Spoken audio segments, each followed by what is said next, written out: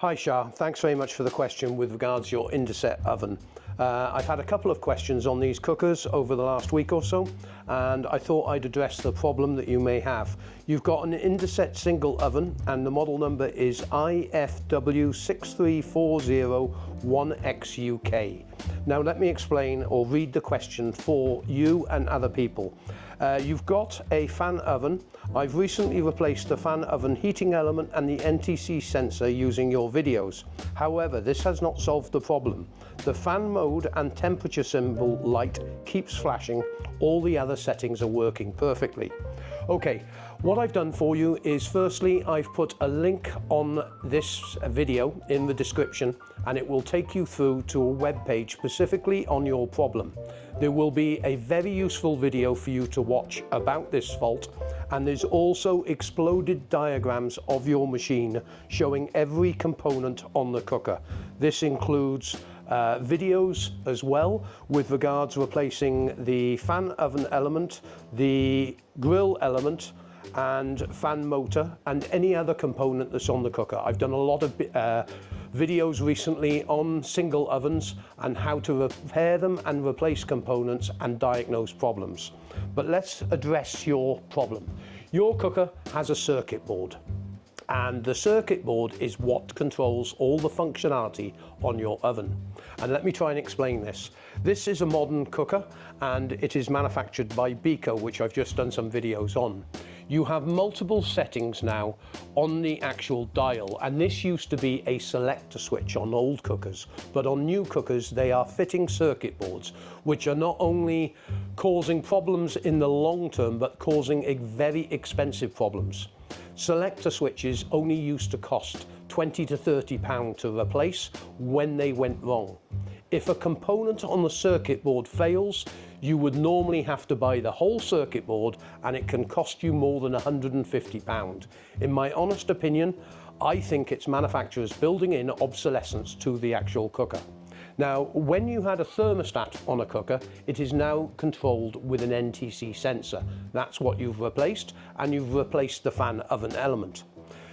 The circuit board has multiple relays on the circuit board, and these control each individual component in the oven when they come on and when they go off. And let me try and explain this logically for you. The NTC sensor is basically telling the circuit board what temperature the oven is at any time.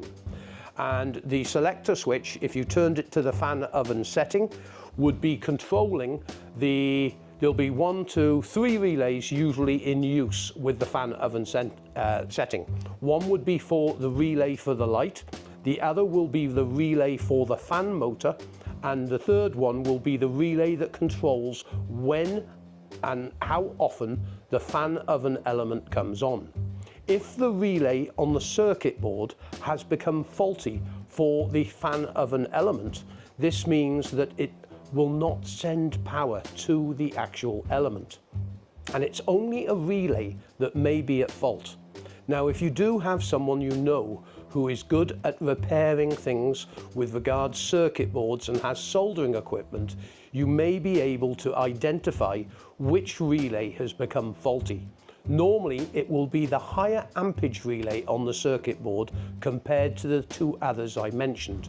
And I'll quickly explain this.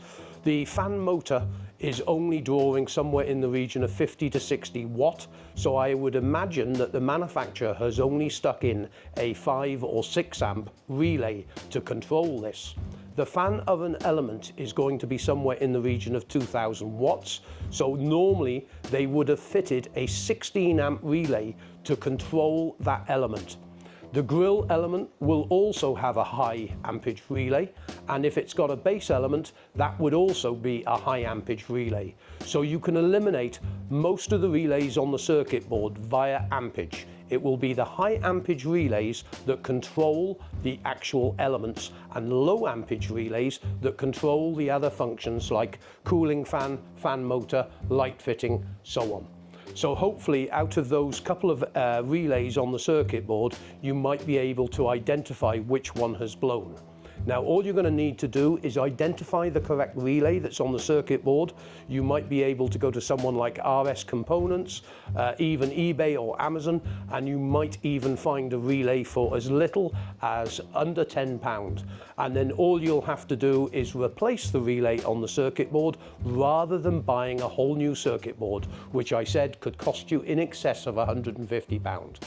I hope all this information assists you, and the page I'm putting together will have exploded diagrams of your cooker and a link to any manufactured spare parts. But I will not have the actual relays on the page because I do not know the value of the relay, and the manufacturer does not give me the workshop manual on Indesit machines, so I'm unable to have a look at what relays are on the circuit board. So without having the appliance in front of me, I can't be any more help than that. So do jump across to that page, have a look at that video I said that I've put on the page explaining how the relay system works on cookers, and it might be able to point you in the right direction to rectify the problem. If not, you're going to have to order a whole new circuit board or replace the oven, and that's what the manufacturer wants. Do be aware that Indesit also own Hotpoint, Creeder, Ariston, Jackson, Whirlpool, and they've just been bought out by Beco.